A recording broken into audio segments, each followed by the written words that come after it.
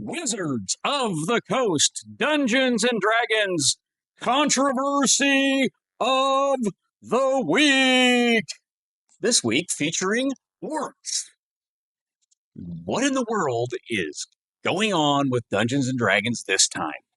Are we really back to the orc controversy? And if so, who cares?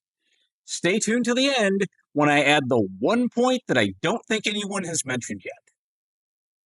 For those who might not have heard from multiple sources yet, Wizards of the Coast omitted the orc stat block from the stat block section of the new 2025 D&D Monster Manual.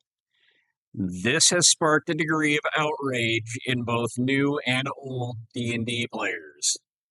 Wizards of the Coast did, however, include orcs in the NPC section along with all of the other players' handbook species. Can I just say, real quick, that if I hear one more dungeon tuber bragging about how they got not one, but 2 copies of the 2025 Monster Manual from WotC for free, I think I'm gonna barf. Seriously?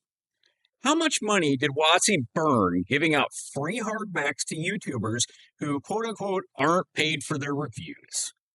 Oh, and the PDFs that they got for free probably months before the print version ever arrived in the mail. Who says being a shameless shill doesn't pay? So, needless to say, a lot of dungeon tubers are all in favor of the new view of orcs in the 2025 Monster Manual. No offense to anyone, that's just how I see it. Their opinions are probably just as biased as their reviews. WotC gets about that much of their PR correct, I suppose. Free word-of-mouth advertising goes a long way. We've proven this in the tabletop role-playing game hobby time and time again about the free word-of-mouth. And the other thing that goes a long way is engineering drama on social media. And that's where the controversy really lies. About half of the D&D audience still firmly believes that orcs should be treated as heartless, cold-blooded, savage, murderous monsters. Then there are the people who are all behind all of WotC's decisions to make orcs into regular people. Really, isn't that all of the player's handbook species now?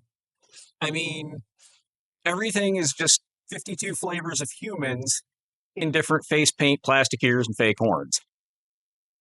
It kind of reminds me of the original Star Trek, where all of the Klingons, like back in the OG Star Trek, were just humans in different costumes with some greasy face paint.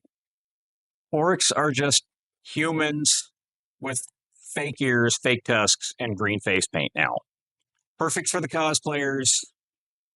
Not as much for us old guys who really liked the way they did it, before. I mean, even in the 2014 5e books, they were still monsters, technically. But here's where it gets awkward for a lot of us. There are those who claim orcs, a clearly made-up fantasy race of beings, represent people in the real world, specifically Black people. Wizards of the Coast tried to change this image in the 2024 Player's Handbook by portraying orcs as more Latino in nature, with the sombreros and whatnot. Is imitation not the highest form of flattery? Not in this case.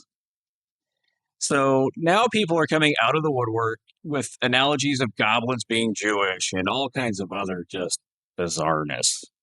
And we won't even get into the Knoll controversy this time. What I feel this boils down to is suddenly any sentient bipedal race capable of having a culture aren't evil monsters anymore. In fact, we're getting to a point where I'm wondering, what's evil? Or what are monsters? I mean, are we just going to make friends everywhere we go now? Where's the adventure in this new D&D? I mean, the Player's Handbook, to me, looks more like a coffee table art book. Characters seem ridiculously overpowered at first level now. The Dungeon Master's Guide reportedly has all of a whopping 2 pages. 2 pages dedicated to running a dungeon. Dragons can reportedly be whatever alignment regardless of color now. That makes me wonder, what's the point of even adventuring in this new version of the game?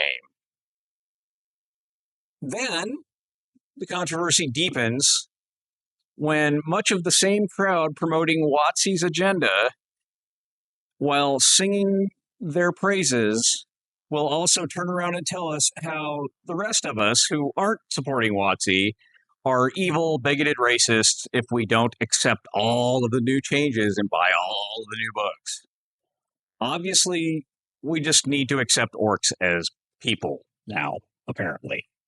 Sorry, I didn't get mine in the mail for free, and I don't have $180 laying around just to spend on 3 new core rule books. Guess that makes me the devil again. That's been the other little stir this past week that I'll circle back to in another video regarding my being the white devil again. But for now, let's just confine the discussion to orcs. We also get to hear the battle cries of woke, wizards of the woke, wokeness, wokies, and on the other side, you don't even buy these books anyway, so what gives you the right to complain? You ever just feel like you're trapped in the middle of it all? I mean, at this point, if I'm being honest, I've just heard enough. Seriously? I just want to go back to gaming. Call me woke. Calling me woke isn't even an insult. And you're right. I can't be ethically or financially able to support Wizards of the Coast D&D at this point. I want to give money to a company that doesn't pull crap on social media like this and doesn't treat half of their audience like dirt, one way or the other, however you want to see it. But, of course, that's also not an acceptable attitude from either side of the fence. So now I am a rotten, stinking, centrist neutral. Those darn neutrals. According to some social media sources, I have to be outraged and polarized over the woke politics being inserted into the game now, or mad at all of the conservative supposed bigots that want to colonize and kill all of these poor fictional orcs. It's been pointed out as well that orcs are, in every sense, fictional. Then there comes the argument over whether or not assigning them specific human qualities or culture makes someone a bigot or not. Listening to everyone's diverse take on the whole thing just makes me tired after a certain point.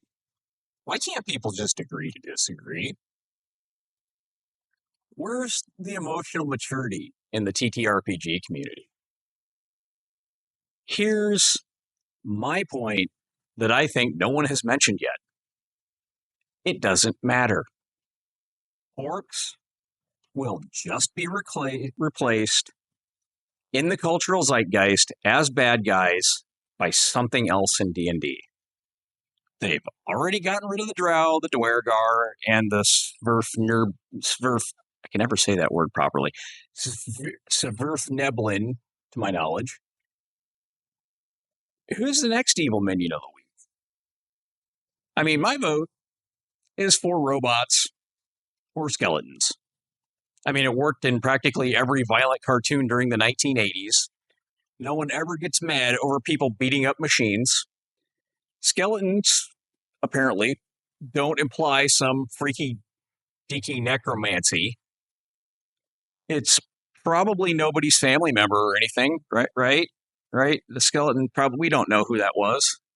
And obviously we can't use demons and devils either now with this new satanic panic that's rumored to be starting, which that's another video entirely too.